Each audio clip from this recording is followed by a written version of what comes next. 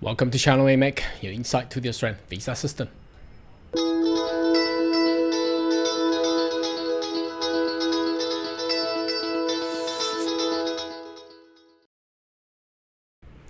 Good day everyone, my name is Carl Young, your online YouTube visa consultant.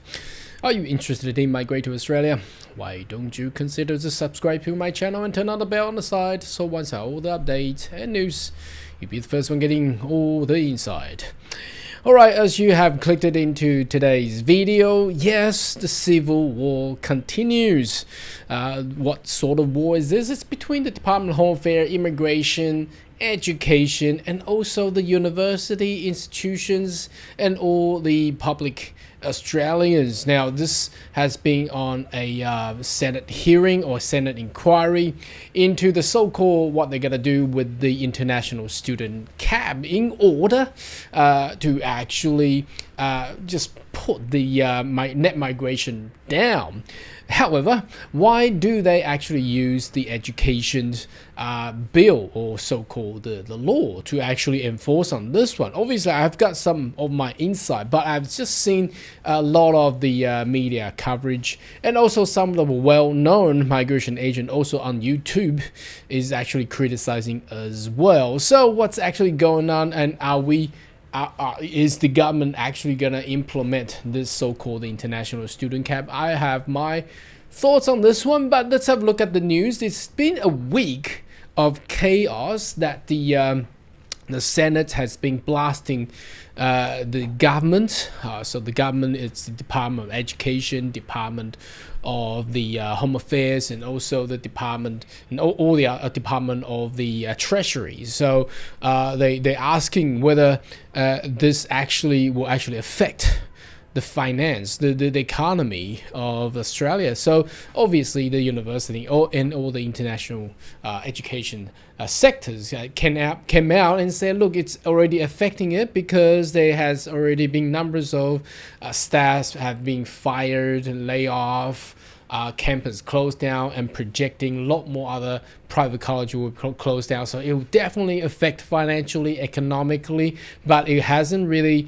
What happened is the government had never really gone into any consultation with the stakeholders. Unfortunately, sometimes the government of Australia is pretty straightforward, isn't it? They don't talk to anyone and they just make up the law and looking forward to pass the law and enforce whatever the law upon anyone. And also they have question in regards to the Minister of Education, Jason Clare. He has been playing a role more like the Minister of Home Affairs or Minister for Immigration. Why is it Jason keep coming out and talking about how the cap will actually reduce migration? Isn't that the job for the Department of Home Affairs or Department of Immigration? So question has been throwing in and out.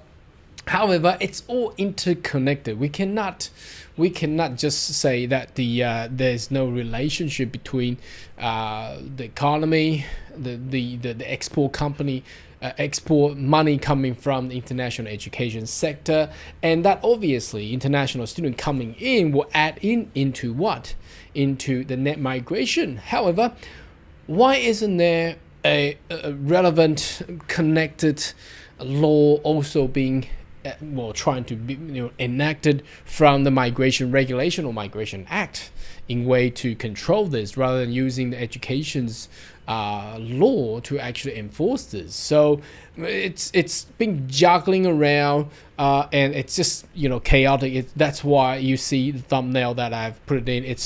It's a civil war. It's a chaos. Okay, they're just fighting each other. So whether or not the cap will continue or will go on, we don't know at this point in time, because a lot of question has been thrown in, and the government has, during the inquiries, basically all hearing has just been cooked. They don't have answer to all these questions. So this has been broadly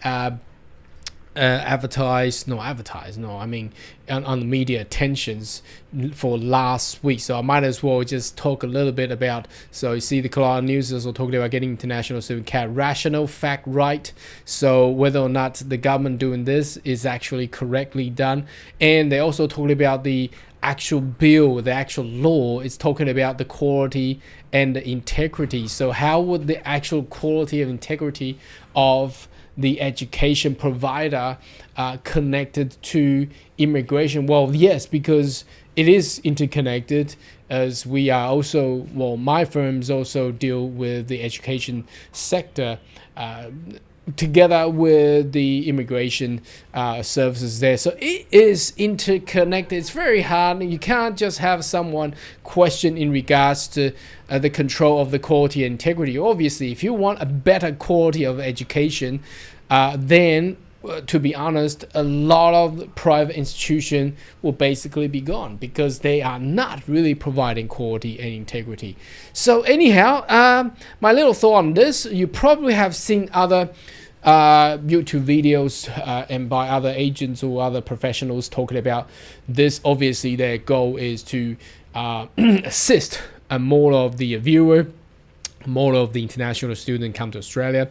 However, with the government's perspective, we understand, my view here, that there has been, over the past 20 years, there has been too many private institutions being out there providing so-called international education services without quality. Yes, there are so many. They don't even provide quality. I've seen students graduated from a certificate or diploma, for example, in hospitality or cookery, and now then we ask them if they can perform any, hospitality job. They can't even do it. I've seen students, going into so-called diploma of some sort of English business or whatever, and they came out with nothing really.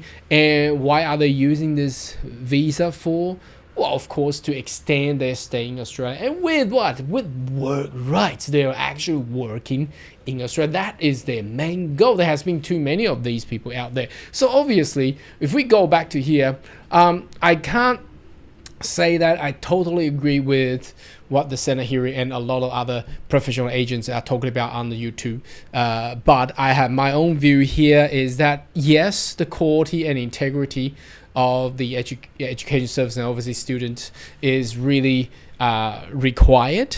It is definitely required because we need to weed out a lot of these bad players out there. And there's definitely has been so many. We have seen not just the ghost colleges, but the also there has been a monopoly. It is true, a monopoly of universities in Australia within the sector as well. Now you probably won't even see any other public universities in other countries could actually form up a group, and then they also deal with the education brokerage and also English language testing as well. So is this sort of like monopoly? I would say yes, because this, you see, IDP, it's actually the stakeholder is all the major university in Australia, and they're also the education agency in the sector as well, and no other countries other than Australia is actually doing this. So would the actual quality and integrity be connected to all these past conducts of these so-called education providers? I would say yes. Now, so not just the private colleges, but also the universities in Australia. And I say monopoly, yes. In some countries, the University of Australia, when they promote the education to Australia, it's actually been monopolized by these university and also combined as a group under the name so-called IDP. Well, if I'm wrong, this guy can come out and criticize and provide information that what I said is actually wrong, but it is actually what is happening out there. If you're in South Asian country, you probably know what I'm saying. If you're in other Asian country, you probably know what I'm saying, and also in the other region around the world as well. So I think it's definitely required to have a quality integrity issue to be done. And how are they gonna deal with the cap on international students? Whether or not that's been done correctly or not, I will say, look, what the Senate has questioned to the department, to the ministers, whether the law actually affecting migration, and should there be two other pieces of legislation to come together just to cover the education side and also the migration side. Yes, that's debatable, but the problem is there has been a chaotic problem within the education sector, and that is actually connected to the number of international student visa issue for the past years. So what had been done, and what had been questioned is correct. However, I think the government will really require to actually do something better to address those issues, and simply just, they could just broad these things out. What's been happening out there, and whether or not these laws actually enforce or actually do the goods rather than more towards the harm. Yes, of course, there will be people losing jobs. For example, those staffs or employees being, working in those, I don't want to say dodgy provider. Obviously, dodgy provider will be called, and these people will be out. But in some sectors, how many professional has been employed by the university over the last 20 years, just to expand the scope of the landscape of international education in Australia for the past 20 years, now become the second or third largest international education sector in the world. And partially, I don't want to say whole of them, partially has been monopolized.